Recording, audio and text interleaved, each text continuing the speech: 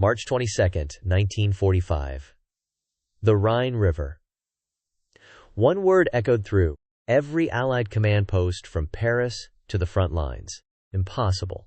The Rhine was Hitler's last natural barrier. Military engineers had calculated it would take weeks to build pontoon bridges under enemy fire. British Field Marshal Montgomery was methodically planning a massive set-piece crossing with thousands of troops, artillery barges, and airborne drops. Even American commanders estimated any crossing would require extensive preparation, air superiority, overwhelming force. George S. Patton had other ideas. At 1000 p.m. the night before, he'd called Eisenhower with news that seemed too audacious to be real. His lead elements had already crossed the Rhine. Not next week, not with elaborate preparations that night. Using assault boats and sheer aggression, Patton's Third Army had forced a crossing at Eisenhower before the Germans even knew what was happening. When Eisenhower hung up that phone, when he stood alone in his office processing what Patton had just accomplished, he whispered something to himself that revealed everything about genius, rivalry, and the burden of commanding men who refused to accept limitations. This is the story of that crossing, those whispered words, and what happens when impossible becomes inevitable. If this untold story has already grabbed you, hit that subscribe button now. We're diving into the private moments that shaped history, the whispered truths that textbooks ignore, and the human drama behind legendary decisions. Drop a comment telling me what fascinates you most about World War II leadership. Now let's get back to March 1945, when everything was about to change. March 1945, the Allied armies had pushed German forces back across the Rhine, but now they faced the most formidable obstacle in Western Europe. The Rhine River was wide, fast-flowing, and heavily defended. Hitler had ordered every bridge destroyed. The Wehrmacht had fortified the eastern bank with everything they had left. Montgomery was preparing Operation Plunder, scheduled for March 23rd. It would be the most elaborately planned river crossing of the war. Thousands of artillery pieces, massive aerial bombardment, airborne drops behind enemy lines. It was methodical, overwhelming, and very British. Patton hated it because it wouldn't work. Montgomery's plan would almost certainly succeed. Patton hated it because it was slow. While Montgomery prepared his set-piece operation, Patton saw opportunity slipping away. German forces were reeling, disorganized, desperate. Every day of preparation gave them time to strengthen defenses. On March 21st, Patton's forces captured the town of Oppenheim, a small river crossing south of Mainz, and Patton noticed something that would change everything. The German defenses at Oppenheim were weak, undermanned. The Wehrmacht had concentrated forces to defend against Montgomery's obvious preparations further north. They'd left this section of the river virtually unguarded. Patton immediately saw what others might have missed. This wasn't just a gap in German defenses. This was an opportunity to cross the Rhine before Montgomery, with minimal casualties and without the massive preparation everyone assumed was necessary. But there was a problem. Eisenhower hadn't authorized any crossing at Oppenheim. The plan was for Patton to support Montgomery's operation, not launch his own. Crossing without authorization would be classic Patton. Brilliant, insubordinate, and potentially disastrous if it failed. What happened next reveals everything about Patton's command philosophy and his complicated relationship with Eisenhower. March 22, 1945, 10 p.m. Major General Manton Eddy, commanding 12th Corps, received a call from Patton himself. The conversation was brief and characteristically aggressive. "Manton, how fast can you get boats across the Rhine at Oppenheim?" Eddy, who knew his commander well, understood immediately what Patton was asking. "Tonight, if we move now, then move now. I want a battalion across before midnight. I want a bridgehead established by dawn." And Manton, "Don't ask for permission, just do it."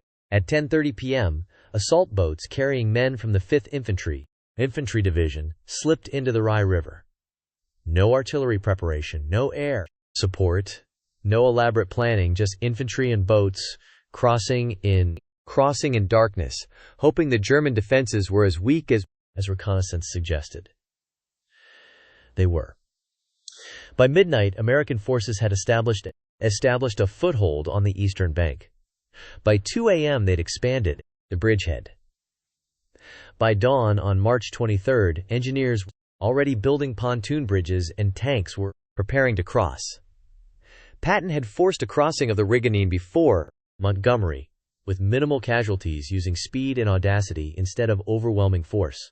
He just had to tell Eisenhower. March 23, 1945, 10 a.m.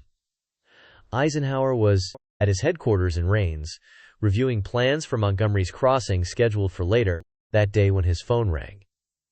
His aide announced General Patton calling from Luxembourg.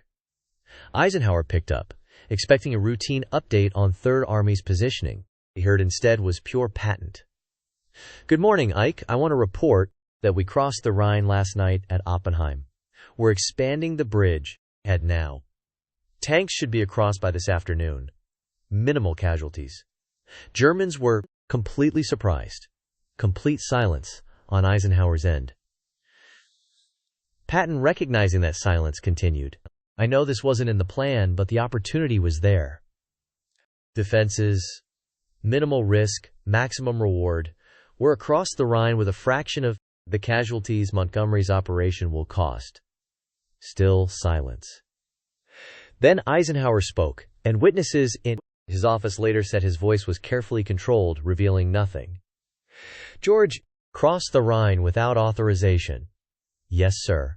Last night, it was the right decision. The right decision would have been informing your superior officer before launching a major operation. If I had asked permission, you would have said to wait, and if we'd waited, the opportunity would have disappeared." This was the essential tension relationship crystallized in one conversation.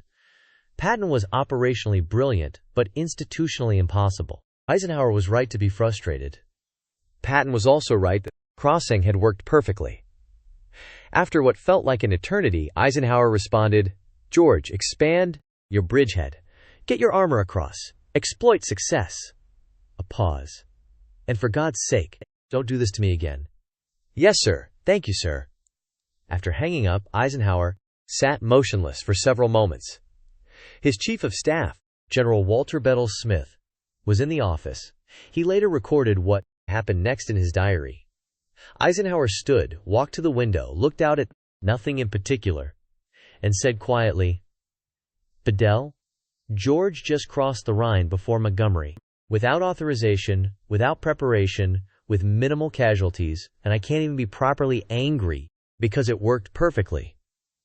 Smith asked what Eisenhower planned to do. "Nothing. George just handed us a bridge, Ed, across the Rhine. What am I supposed to do? Order him back across the river to maintain proper protocol?" Then Eisenhower said something that Smith underlined in his diary entry that night. "Is George's genius. He sees opportunities others miss and acts before those opportunities disappear. He's also maddeningly insubordinate. Those two things cannot be separated. I get both. Or I get neither." What most histories miss is what happened in Eisenhower's office over the next hour. What he said to Smith, what he wrote in private notes, what he whispered to himself when he thought no one was listening. Smith's diary provides the only detailed record. After the initial conversation, he asked Smith to stay. "We're alone." Eisenhower sat heavily in his chair, suddenly looking exhausted despite the successful news. "Bedell, I need you to understand something. I'm furious with George right now, not because the crossing failed. It succeeded brilliantly. I'm furious because he put me in an impossible position." Smith asked what that was. "If the crossing had failed, if we'd lost men trying to force the Rhine without preparation, I would have had to relieve George from command. Court-martial, possibly, end of career, certainly. But it succeeded, so now I have to praise operational brilliance while ignoring flagrant insubordination." Eisenhower continued, choosing his words carefully. "George gambled with his career, with American lives, with our operational plans. And he won. The bridgehead is secure. Casualties are minimal. We're across Hitler's last barrier ahead of schedule. By every operational measure, this is a triumph.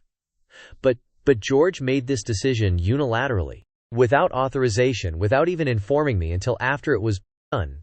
That's not how military command works. That's not how coalitions function. If every general operated like George, we'd have chaos. Then Eisenhower said something that reveals the true burden of his command. Smith recorded it word for word. The problem with George is that he's proven his methods work. Baston proved it. Sicily proved it. And now, the Rhine proves it. He sees opportunities that more cautious commanders miss. He acts when others would hesitate, and he wins. Smith noted that this was a good problem to have. Eisenhower's response was bitter. Is it? Because right now I can't discipline the most insubordinate general under my command, because he's also one of the most successful. Message does that send to other commanders? Follow orders, unless you think you know better. Obey the chain of command unless insubordination might work out. Eisenhower stood and walked to his desk. He pulled out a piece of paper and began writing. Smith watched silently. After a few minutes, Eisenhower looked up. I'm drafting 2 messages. One is a formal commendation for Third Army's successful crossing of the Rhine. Operational excellence, minimal casualties, strategic achievement. All true, all deserved. And the other, a private message to George reminding him that success does not excuse insubordination, that he serves at my pleasure, that if he ever launches an unauthorized operation again, I will relieve him regardless of the outcome. Smith asked if Eisenhower actually planned to send both messages. Eisenhower's answer was revealing. I'll send the combination immediately. The reprimand I'll hold. Let George enjoy his victory for a day. He earned it, even if he earned it by ignoring every principle of military command. Then Eisenhower whispered something that Smith almost didn't hear. Smith wrote that he had to ask Eisenhower to repeat it. I said, thank God for difficult men who win battles, because that's what George is. Difficult, brilliant, impossible to manage, and absolutely essential. That afternoon, Eisenhower issued a statement to all Allied forces. Units of Lieutenant General George S. Patton's Third Army have successfully established a bridgehead across the Rhine River at Oppenheim. This rapid exploitation of enemy weakness demonstrates the aggressive spirit and operational excellence of American forces. No mention that the crossing was unauthorized. No mention of the risk Patton had taken. Just public praise for a successful operation. But in his private correspondence, Eisenhower was more honest. To General Marshall in Washington, he wrote, Patton crossed the Rhine last night without authorization. The operation succeeded brilliantly. I am simultaneously impressed and infuriated. George's operational instincts are superb. His respect for command authority is non-existent. I cannot praise him publicly while disciplining him privately without looking hypocritical. This is the impossible position George constantly puts me in. To Montgomery, who would launch his own massive crossing later that day, Eisenhower wrote diplomatically, Third Army has established a bridgehead at Oppenheim. Your operation remains the primary effort. Patton's crossing, while successful, does not diminish the importance of Operation Plunder. This was crucial. Montgomery was sensitive about American operations overshadowing his carefully planned efforts. Eisenhower had to manage Montgomery's ego while praising Patton's achievement. But to Patton himself, Eisenhower sent a private telegram. George, congratulations on successful crossing. Bridgehead secured. Casualties minimal, strategic gain significant. However, future operations will be coordinated with this. Headquarters before execution. Your operational judgment is valued. Your disregard for command authority is not clear. Patton's response was characteristically brief. Crystal clear, Ike. Thanks for the confidence. We won't let you down. Whether Patton actually learned anything from this exchange is debatable. What's clear is that Eisenhower had found a way to manage the contradiction. Praise publicly, reprimand privately, and accept that Patton would always operate at the edge of acceptable behavior. The Rhine crossing crystallized everything about Eisenhower's command of Patton. In his personal diary that night, Eisenhower wrote his most honest assessment. George Patton crossed the Rhine today without permission and succeeded brilliantly. This is George in a sentence. Brilliant, insubordinate, impossible, essential. I cannot fire a general who wins battles. I cannot fully trust a general who ignores orders. So I manage the contradiction and hope that George's brilliance outweighs his insubordination, more often than not. What Eisenhower whispered in his office, what he confided to Smith, what he wrote in private letters, all pointed to the same conclusion. Patton was ungovernable, music irreplaceable, and absolutely necessary. The whispered truth was simple, but profound. Thank God for difficult men who win battles. This wasn't resignation. It was recognition. Eisenhower understood that Patton's genius and his insubordination were inseparable. The same aggressive instinct that led Patton to cross the train without permission was the same instinct that made him see opportunities others missed. You couldn't have one without the other. Years after the war, in his memoir, Eisenhower devoted an entire chapter to Patton. He wrote, "George Patton was the most gifted battlefield commander and the most difficult subordinate I ever commanded. He saw opportunities where others saw obstacles. He acted when others hesitated, and he won when others would have accepted stalemate." Managing George required patience, flexibility, and a willingness to accept that brilliance often comes with complications. But it was in a private letter in 1963, 2 years before his death, that Eisenhower was most revealing. Writing to a military historian, he reflected, "People ask me if I would have kept Patton in command if I could do it again. Yes, without hesitation. George frustrated me constantly. But when I needed someone to do the impossible, George delivered." The Rhine crossing proved that. He saw an opportunity, acted immediately, succeeded. Was he insubordinate? Absolutely. Was he right? Also, absolutely. That's the burden of command. Managing people who refuse to accept limitations. What did Eisenhower whisper when Patton forced a breakthrough no one expected? He whispered gratitude for difficult men who deliver results. He whispered frustration at insubordination that works. He whispered recognition that genius cannot be managed by conventional rules. He whispered the essential truth of leadership. Sometimes you don't choose between the difficult and the effective. Sometimes they're the same person, and your job isn't to change them, but to channel them. Patton's unauthorized Rhine crossing wasn't just a tactical victory. It was a defining moment in their relationship. It proved that Patton would always push boundaries, always take risks, always ignore protocol when he saw opportunity. And it proved that Eisenhower would tolerate this, because the results justified the frustration. The whispered words weren't about tactics or strategy. They were about accepting that the best commanders are rarely the easiest to manage, that innovation requires insubordination, that winning sometimes means tolerating behavior you'd never accept in others.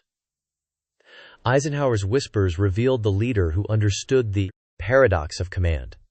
The people who deliver miracles are often the same people who cause the most problems. You want the miracles. You have to accept the problems. If this deep dive into leadership, genius, and the burden of command moved you, subscribe right now. Hit that notification bell. We've got more incredible content coming about the private moments that shaped history, the whispered truths behind legendary decisions, and the human drama textbooks ignore.